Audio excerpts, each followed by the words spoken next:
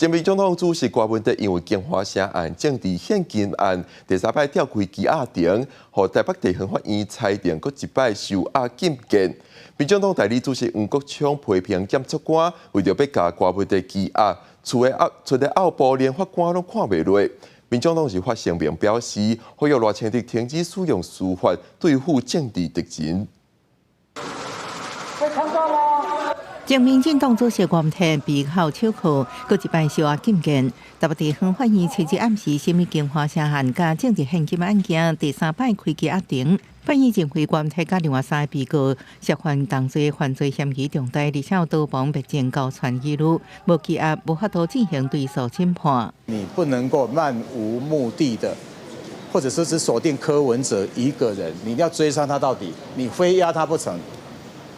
你之前已经押人起供整整4个月了，你该有的证据都在你的手上，所有你约谈的人都做了拒绝哦，都签字拒绝哦。在羁押庭，检辩攻防郭文德批评检方逻辑真奇怪，讲无做党主席，抑个影响力，感觉在土声都无咧。郭文德佫呛声，要继续管我就直接讲。民进党立委质疑。检方涉嫌温藏证据，推测一直提去，包含法官在内，拢已经对这点感觉有没有无耐心咯？野生界的这个检方，你如果有话要说，你要提的证据，请你在我判定之前就提出来啊！不要我判定了以后，你没有提出新事证，然后要来抗告。检方放话，他们会一直抗告到底，这个是形同霸凌法庭嘛？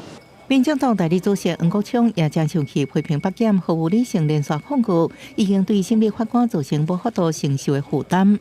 全中华民国、全台湾到底有谁觉得柯文哲会逃亡？你脑袋有洞吗？检察官在申请羁押柯文哲的过程当中，他们那一种恶质的伎俩，我老实讲，连法官都被惹毛了。黄国昌也指出，选区会由辩护团队依法提出控告，民众党甲阿伯未放弃。民众党是发声明强调心痛，也严正呼吁总统赖清德停止用司法攻击对付政敌。民众党会陪伴郭文德捍卫清白，支持辩护律师控告。记者综合报道。